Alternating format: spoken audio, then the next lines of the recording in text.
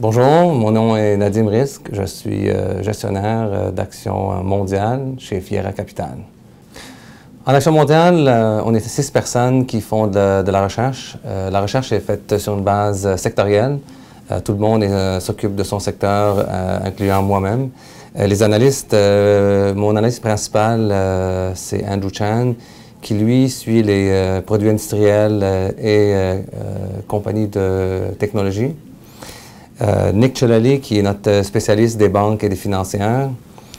Dominique Tremblay, qui se spécialise dans les soins de santé. Thomas Horvath, tout ce qui se rapporte à la consommation, que ce soit consommation discrétionnaire ou de base. Et notre tout dernier, Jonathan Ruel, qui se concentre sur le secteur de l'énergie. En termes de philosophie de placement, notre philosophie principale, c'est une concentration dans des compagnies qu'on considère meilleures dans leur créneau. C'est une gestion qui est ascendante, c'est ce qu'on appelle en anglais un bottom-up, focusé sur la recherche de compagnies spécifiques. C'est des portefeuilles qui sont relativement concentrés. On parle d'une quarantaine, 45 compagnies dans un fonds d'action mondiale. Et c'est une recherche très poussée fondamentale sur des compagnies spécifiques avec un taux de roulement qui est très bas. Fait qu'une période de détention de ces compagnies sur plusieurs années. On parle, par exemple, d'un taux de roulement de 10 à 20 annuel, ce qui équivaut à une période de 5 ans et plus de détention en moyenne des compagnies. Plus spécifiquement sur la philosophie d'investissement, premièrement, il faut savoir qu'on est très indifférent des indices. On ne regarde pas nécessairement les compagnies qui sont très larges dans un indice. On regarde tout le marché dans sa totalité. Pour vous donner une idée, dans un marché mondial, il y a plus que 5000 compagnies possibles qu'on pourrait investir, qu'on pourrait potentiellement investir dedans. Plus spécifiquement, dans la philosophie de placement, ce qu'il faut garder en tête, c'est qu'on est vraiment, on regarde toutes sortes de capitalisations boursières. Pas nécessairement juste les compagnies qui sont dans l'indice ou les grandes compagnies qui sont dans l'indice. Pour vous donner une idée, mondialement, il y a plus que 5000 compagnies qui sont des achats potentiels à travers le monde, et il y en a moins que 2000 qui sont juste dans l'indice. Deuxièmement, comme j'ai mentionné, c'est un investissement à très long terme. Typiquement, quand on regarde une compagnie, c'est toujours une vision de 3 ans et plus. Quand on fait la recherche, c'est une recherche qui est concentrée sur la stratégie de cette compagnie à long terme. Qu'est-ce que cette compagnie peut générer comme profit présentement aujourd'hui en 2012, 2013, 2014, 2015. Troisièmement, comme j'ai mentionné, c'est des portefeuilles qui sont concentrés et donc on parle d'un niveau de conviction qui est très, très élevé. Ici, l'équipe fait de la recherche, connaît très bien les compagnies qu'on détient parce que c'est une recherche très détaillée et parce que c'est des portefeuilles qui sont concentrés. Et donc, on connaît très bien 40 compagnies. On n'essaye pas de connaître un tout petit peu sur 300 ou 400 compagnies. Numéro 4, on se concentre sur des investissements qu'on considère de très, très haute qualité. Exemple, on a très peu de compagnies qui sont endettées. Très peu de compagnies qui ont besoin de capital, très peu de compagnies qui ont eu des problèmes ou un besoin de refinancement, par exemple, dans des périodes de récession comme en 2008. Quatrièmement, les rencontres avec ces entreprises sont très importantes, primordiales. On ne fait pas un investissement dans une compagnie avant de les rencontrer, que ce soit une rencontre ici ou que ce soit une rencontre à leur bureau. Comme vous pouvez imaginer, on voyage beaucoup, on se promène à travers le monde.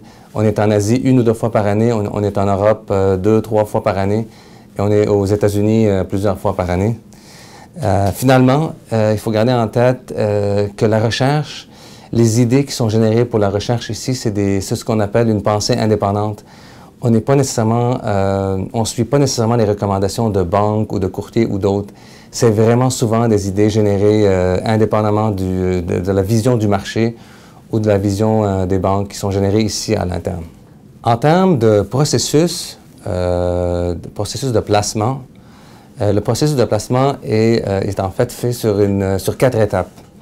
La première, c'est ce qu'on appelle les croyances fondamentales. Ça revient un peu à la philosophie d'investissement dont j'ai parlé. Qu'est-ce qu'on recherche? quel genre de compagnie qu'on recherche, quel genre d'investissement. La deuxième étape, c'est les créations d'idées. En d'autres termes, comment qu'on trouve ces compagnies? J'ai mentionné tantôt qu'il y avait plus que 5000 compagnies potentielles dans l'univers mondial. Les clients souvent se demandent comment qu'on trouve ces 45 meilleures idées. Ça, c'est fait de deux façons. Premièrement, on a un filtre qu'on a développé en interne qui passe à travers des centaines de compagnies et qui identifie les mieux placés selon nos critères. Ça, c'est une chose. Mais l'autre chose aussi, comme j'ai mentionné, c'est qu'on se promène partout. On voyage, on est dans plusieurs pays, on rencontre plusieurs compagnies. Moi, j'étais en Europe il y a 2 semaines. J'ai rencontré à peu près 25 compagnies dans 5 villes différentes. Des compagnies qui ont des tiers dans le portefeuille, mais aussi des compagnies qui sont potentiellement intéressantes comme investissement ultime ou potentiel dans les portefeuilles. Troisième étape, c'est la recherche fondamentale. La recherche fondamentale, très importante, est faite principalement ici à l'interne. Toute compagnie analysée est analysée par quelqu'un ou l'équipe en général. Il y a très peu de dépendance sur la recherche externe. Ça ne veut pas dire qu'on n'utilise pas la recherche externe, on le fait, mais l'analyse de compagnies qui finalement finissent dans le portefeuille, c'est une recherche qui est faite à l'interne. Quatrième étape, l'étape de sélection. Comment que les décisions sont faites, comment qu'on achète, quand est-ce qu'on vend. 2 choses. Premièrement, c'est très important de savoir que les décisions ici sont faites, les discussions sont faites en équipe. On a une rencontre à toutes les semaines où chaque personne présente son idée, sa compagnie, sa recherche, et l'équipe en sa totalité débat l'idée. La décision finale est prise par moi, mais l'idée, en fait, c'est d'avoir l'intelligence, d'utiliser l'intelligence collective du groupe. Mais aussi, l'idée, c'est d'avoir tout le monde, même si chacun suit son propre secteur, c'est d'avoir tout le monde, de partager la connaissance de chaque compagnie par tout le monde, même si chaque personne suit son secteur spécifique. Je vous donne un exemple de compagnie qu'on est dans les portefeuilles depuis plusieurs années. La compagnie s'appelle Swatch. C'est une compagnie suisse pour ceux et celles qui sont fans de montres comme moi-même. Swatch détient plusieurs marques de montres, dont Swatch qui est la plus connue. C'est une marque qui est dans ce qu'on considère le plus bas, le niveau d'entrée. Mais Swatch aussi détient plusieurs marques qui sont très, très connues comme Tissot, Omega, dans le plus haut de gamme. C'est un des leaders mondiaux dans la manufacture de montres. L'autre chose qui est très importante avec Swatch, c'est que Swatch aussi, c'est le premier manufacturier de mécanismes mécaniques qui va dans des montres de haut de gamme qui sont non électroniques mais mécaniques. Elle détient une division qui s'appelle ETA, qui est leader mondial dans ce domaine. Bien sûr, Swatch n'a aucune dette, génère énormément de cash et de profits annuels, paye un dividende sur une base régulière, un historique d'avoir payé un dividende sur une base historique très régulière. Et c'est un titre qui se transige aussi à des prix assez attrayants. En résumé, ce qu'il faut retenir aujourd'hui, c'est vraiment nos 4 piliers d'investissement qui sont très importants. Numéro 1, on choisit les meilleures compagnies au monde et on les achète à des prix très attrayants. Numéro 2, on les connaît en détail, mieux que n'importe qui d'autre, et on les conserve, on les détient à long terme. Numéro 3, on reflète le capital constamment, dépendamment des compagnies qui offrent le meilleur ratio de rendement au risque. Et numéro 4, la plus importante, c'est qu'on ne dévie jamais de cette philosophie d'investissement. Merci beaucoup.